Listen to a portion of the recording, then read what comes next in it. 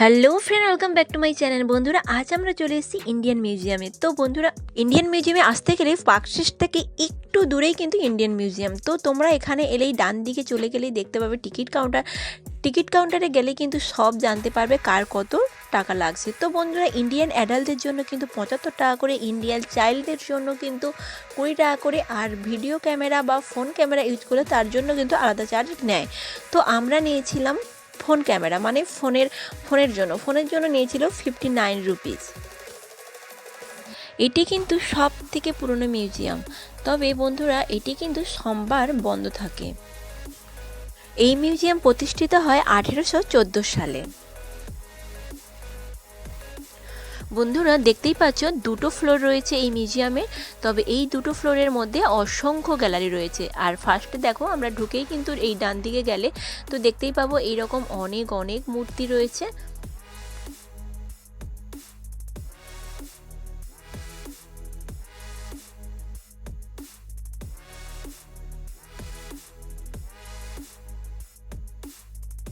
আমরা প্রথমেই যাব আর্কিওলজিক্যাল গ্যালারিতে।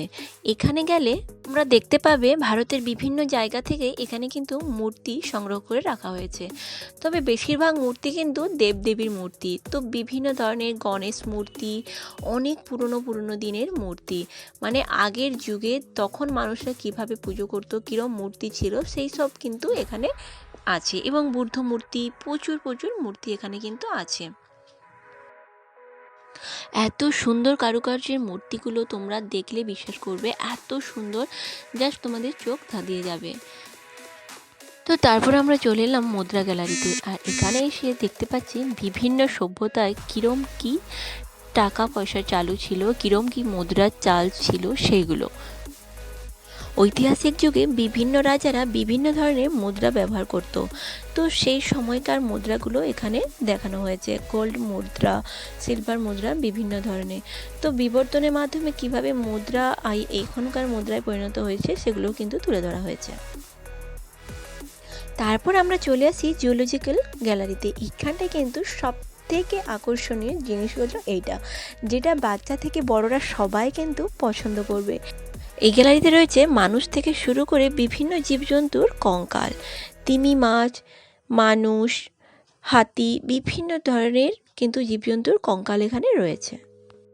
এখানে কিন্তু সব পশু এবং যে কঙ্কালগুলো রয়েছে সব কিন্তু কাঁচের মধ্যে সংরক্ষণ করা রয়েছে।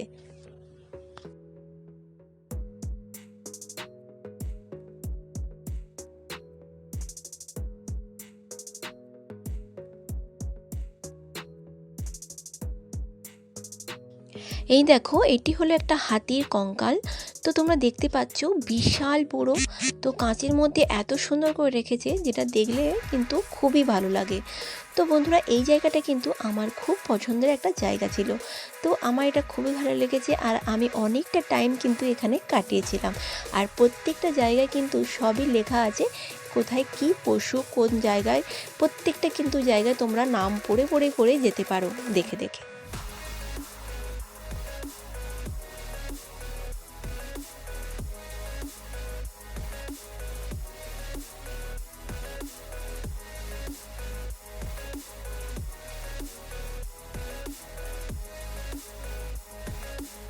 তো এই দেখো বন্ধুরা, তিমির কঙ্কাল। এই এত বড় কঙ্কাল আমরা কিন্তু কখনোই দেখিনি, কিন্তু এখানে এলে এগুলো সবই তোমরা দেখতে পারবে।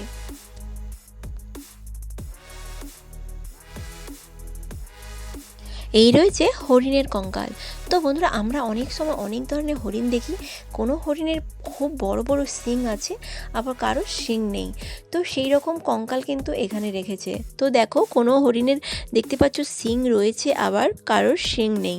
আর তোমরা নাম পড়ে কিন্তু বুঝতে পারবে কোথায় কোন হরিণের কি নাম।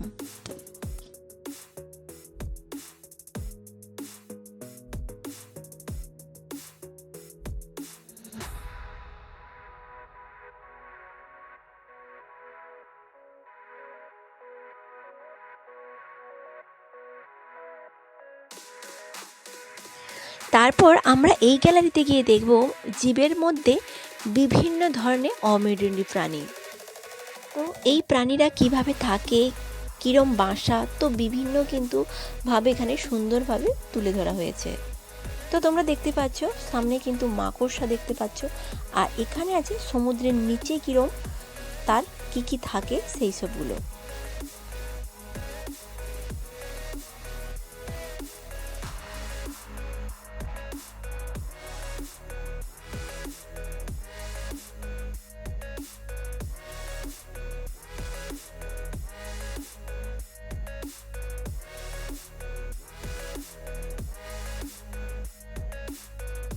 তো এখানেই দেওয়া আছে আবার কোন কোন প্রাণী কিন্তু আমাদের ক্ষতি করতে পারে এবং কোন প্রাণী আমাদের কি ক্ষতি করতে পারে, কোন অংশের ক্ষতি হতে পারে আমাদের, তো সেগুলো কিন্তু এখানে সুন্দর করে দেওয়া আছে।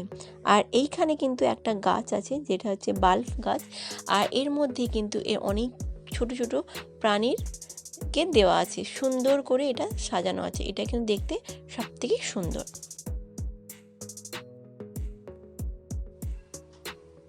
এই জায়গাটা কিন্তু খুব সুন্দর করে তুলে ধরেছে।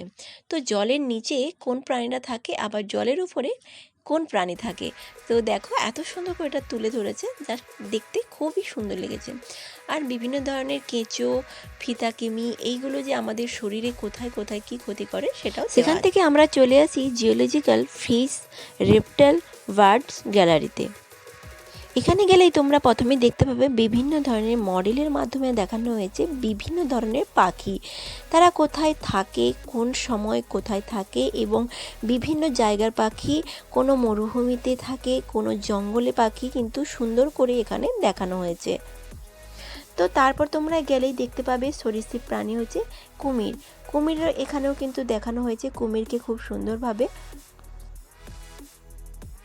তো বিভিন্ন রাজ্যের বিভিন্ন পাখি, জাতীয় পাখি বলতে পারো, সেগুলোও কিন্তু এখানে তুলে ধরা হয়েছে।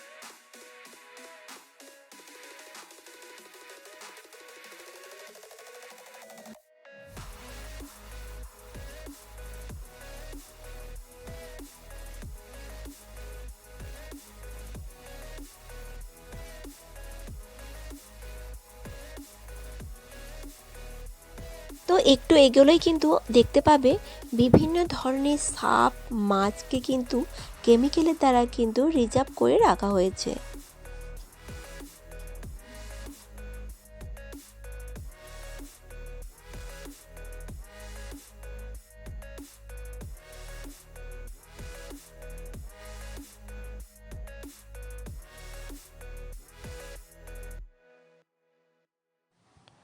সেখান থেকে আমরা চলে আসি বয়ন শিল্প।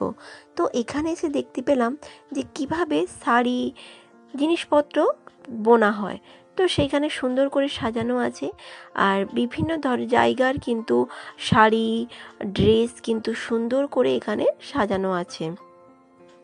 তো দেখো তখনকার সময়ের যে তরোয়াল বলতে পারো, তো এইগুলো কিন্তু ফুলদানি, তারপরে বিভিন্ন সেই সময় যেগুলো ব্যবহার করতো সেইগুলো কিন্তু খুব সুন্দরভাবে এখানে সাজানো আছে।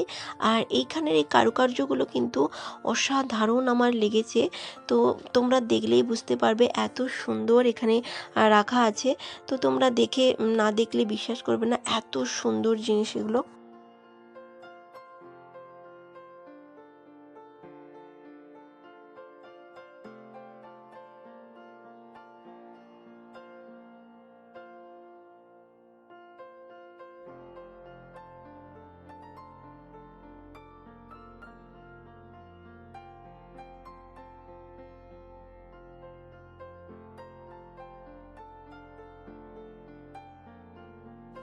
তারপরে আমরা যাব রক অ্যান্ড মিনারেল, মানে পাথর আর খনিজ পদার্থ।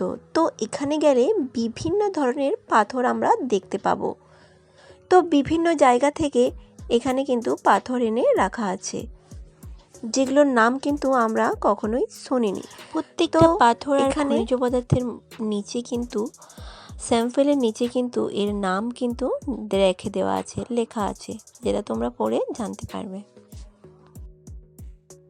এত পাথর আছে তোমরা দেখে শেষ করতে বা পড়ে শেষ করতে কিন্তু পারবে না, কারণ প্রচুর প্রচুর পাথর আছে আর তোমরা এত জায়গা দেখে শেষ করা সম্ভব নয়। যেমন আমরা পুরো পাথর কিন্তু দেখে শেষ করতে পারছিলাম না।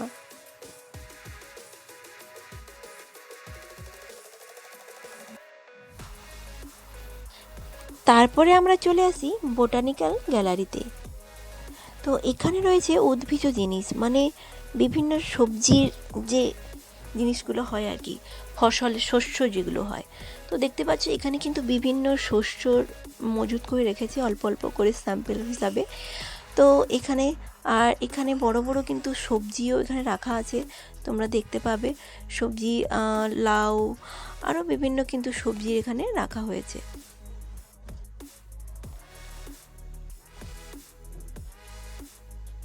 আর দেখো এই জায়গাটা কিভাবে কৃষিকাজ হচ্ছে, কিভাবে প্রথম থেকে শেষ পর্যন্ত কৃষিকাজ হলে কিভাবে মানে শস্যগুলোকে মজুত করে রাখা যায়, সেগুলো খুব সুন্দর করে দিয়েছে। এখানে দেখতে পাচ্ছিলে কত রকম সবজি রাখা আছে এখানে।